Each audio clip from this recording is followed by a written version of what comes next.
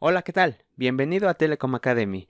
En nuestro video pasado sobre arquitectura de la red celular, mencionamos dos conceptos básicos pero súper importantes en las redes de telecom, que son las conexiones por conmutación de circuitos y conmutación de paquetes. Y para que no quede lugar a dudas, en este video explicaré de qué van, qué son y daré algunos ejemplos. ¡Quédate!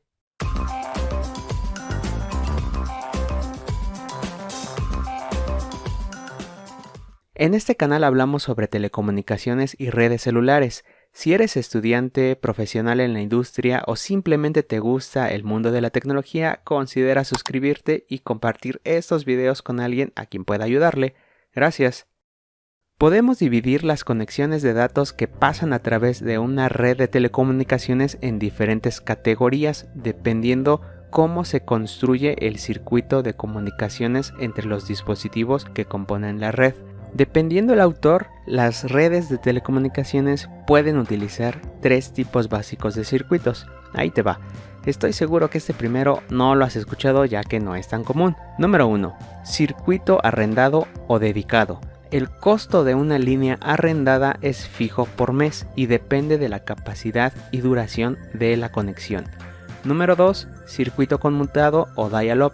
El costo del servicio conmutado depende del tiempo que se utiliza ese servicio, la tasa de datos y de la distancia. Número 3. Conmutación de paquetes. El costo suele ser fijo y depende de la tasa de datos de la interfaz. En sus inicios, el costo también podía depender de la cantidad de datos transferidos. Los acuerdos con el proveedor de servicios pueden especificar otros parámetros que influyen en el costo, como la tasa de datos máxima o la tasa de datos promedio. Para las redes de datos corporativas, la solución de línea alquilada suele ser más atractiva cuando las LAN en las oficinas de una región necesitan estar interconectadas. El operador de la red proporciona un circuito permanente y el costo mensual es fijo y depende únicamente de la tarifa de datos acordada. Sin embargo, en largas distancias, las líneas arrendadas se vuelven caras y a menudo se prefiere el servicio conmutado. En tal servicio, varias redes corporativas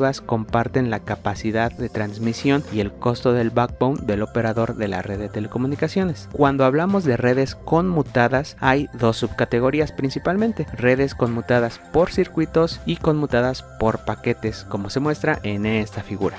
¿Qué podemos rescatar de aquí? En la conmutación de circuitos encontramos las redes que a mí me gusta llamarles tradicionales, como la red telefónica fija PSTN, la red digital de servicios integrados, que como nota, en México fue Telmex el encargado de introducirla a partir de los años 80.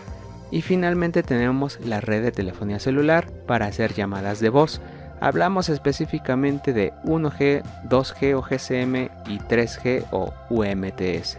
Por el lado de la conmutación de paquetes tenemos dos grandes vertientes: los circuitos virtuales, donde encontramos redes basadas en Frame Relay o ATM, que aunque ya son tecnologías que están cada vez más en desuso, créanme que aún se tienen enlaces operando bajo estos esquemas. Y por otro lado, las conmutaciones de paquetes enrutados, que no es otra cosa que las redes basadas en IP, como las LAN o el propio Internet. En ambos casos, la red celular está presente, por ejemplo, cuando el usuario hace uso de sus datos al conectarse por Internet. Ahora bien, agárrate porque vamos a profundizar en esto de las conexiones por conmutación.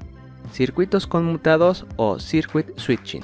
Se usa para hacer una llamada telefónica normal en la red telefónica pública. Se establece la llamada, se transfiere la información y a continuación se desconecta la llamada. El tiempo necesario para establecer la llamada se llama tiempo de preparación. Una vez establecida la llamada, los circuitos interconectados por las estaciones de la red se asignan a un solo usuario durante esa llamada. Después de haberla establecido, la información se transfiere en tiempo real. Cuando termina la llamada, los circuitos y las estaciones están disponibles de nuevo para otro usuario. Como hay una cantidad limitada de circuitos y rutas de conmutación disponibles, puede presentarse un bloqueo o un congestionamiento, que es la incapacidad de completar una llamada, por no haber instalaciones o rutas de estaciones disponibles entre la fuente y el destino. El enrutamiento aquí se basa en el número de abonado de destino proporcionado cuando se establece el circuito,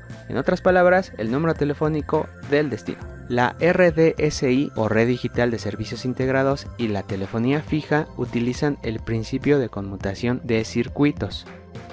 Conmutación de paquetes o packet switching. Esta conexión está especialmente diseñada para la comunicación de datos. Los datos de origen se dividen en paquetes que contienen identificaciones de ruta o destino. Los paquetes se enrutan hacia el destino mediante nodos de conmutación de paquetes en la ruta a través de la red. Hay dos tipos básicos de redes de conmutación de paquetes, como ilustramos en esta figura: los circuitos virtuales y la transmisión de datagramas. En el caso de los circuitos virtuales, esa conexión virtual se establece al inicio de cada conversación o se establece de forma permanente, y cada paquete perteneciente a una determinada conexión se transmite por la misma ruta establecida, muy parecida a la conmutación de circuitos, pero la diferencia es que en los circuitos virtuales muchos usuarios comparten la capacidad de las líneas de transmisión y los canales entre los nodos de la red. En un momento dado, los usuarios activos pueden usar toda la capacidad disponible si otros usuarios no están transmitiendo nada. La información de dirección completa no es necesaria en los paquetes cuando se establece la conexión, solo se incluye un identificador de conexión corto en cada paquete para definir el circuito virtual al que pertenece ese paquete.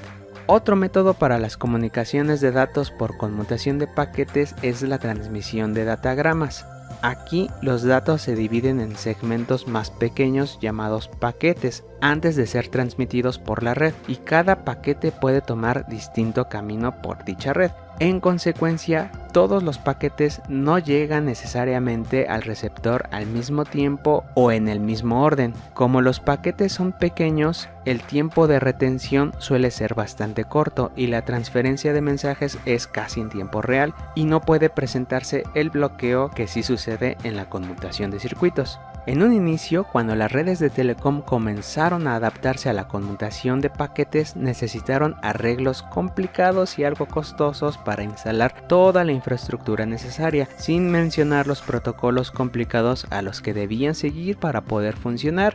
Sí, así es, te estoy hablando a ti, modelo OSI, pero a la larga ha sido una gran apuesta beneficiosa. Tan solo mira a tu alrededor y nota cuánto está presente Internet. En lo que se refiere a la red celular, en las actuales generaciones todo ha migrado a IP, tanto los servicios de voz como de datos a partir de la cuarta generación o LTE, y por supuesto ahora con 5G. Y eso es todo, espero que te haya quedado claro y te haya aportado conocimiento de valor. Si es así, te agradecería que me dejes un like, o si tienes alguna duda o algún aporte que hacer, déjamelo en los comentarios. ¡Nos vemos!